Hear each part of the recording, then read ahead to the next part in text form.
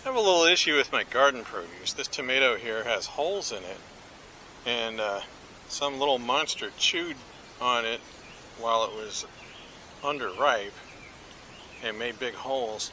So I can cut that off and use the rest of the tomato. It looks good. But it may surprise you to know that it's corn earworms that make these holes. I have not planted any corn here this year, mainly because I'm trying to lose 60 pounds, but which I'm having great success with. Maybe I'll have another video on that. But I didn't plant any corn this year, so instead of eating corn, the corn earworms have to go find something else to eat, and they like eating tomatoes. And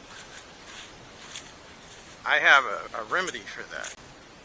Over here in my big stupid shed that's little better than outdoors, I have this thing that I brought with me when I moved. Fortunately, I have cats, so I haven't had to use a lot of rat traps.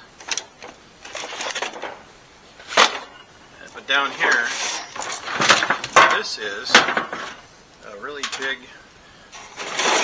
bug zapper. The lights aren't working very well, so I'm going to upgrade it with new lights. Seems like a pretty sad state of affairs when you put your bug zapper away and the insects come and build nests inside it. So,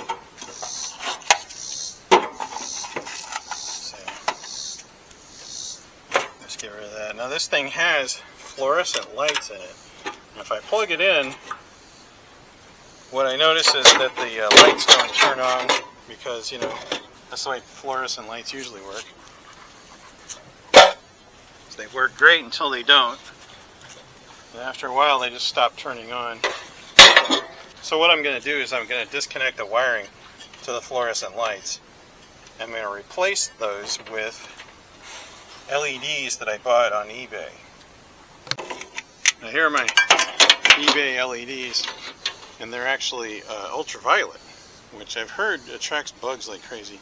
But if it doesn't, I can switch over to regular white light. Now, one thing I was surprised by, and I don't know why I should be, is that these have a USB connector to power them up. When I bought them, I just assumed that they were going to be 110 volts, just like everything else. So the remedy for that now is to use this phone charger, mount this outlet in here, in this box. I'm going to put a little box in there and mount that in it. And then I can plug this in, plug my LEDs into that, and then just have them in place of these fluorescent lights.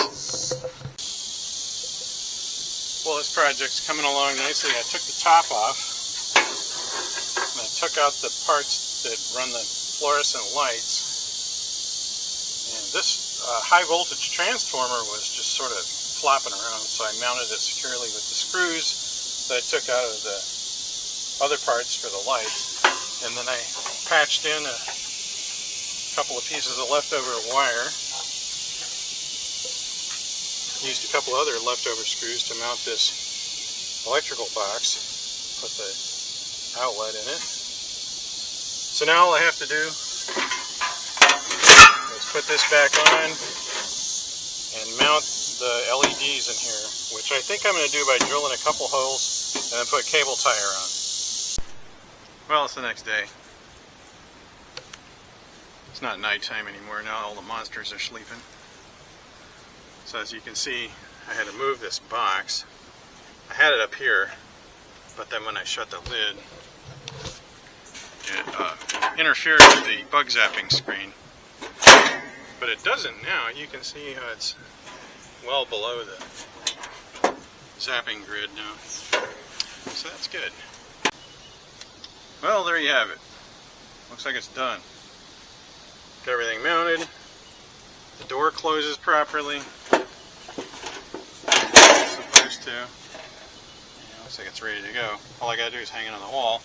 I put a couple of screws in the windowsill here. I'm going to hang it up. Okay, now it's hanging up. I got it turned on into the Zappify position.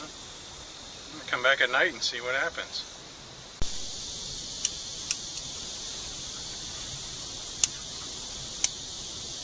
Well, there's the finished product. Doesn't show up well on the camera, but we're zapping bugs.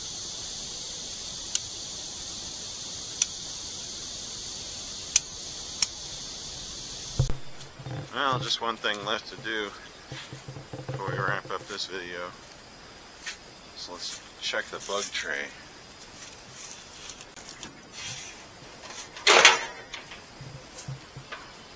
It smells like cooked bugs. It says after one night of running.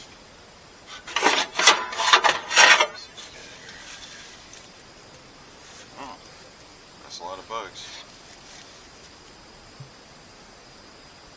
I don't know what kind of moth lays the egg that turns into a corn earworm, but I looked up a picture. Actually, that looks kind of like it. So, there you have it. Mission accomplished.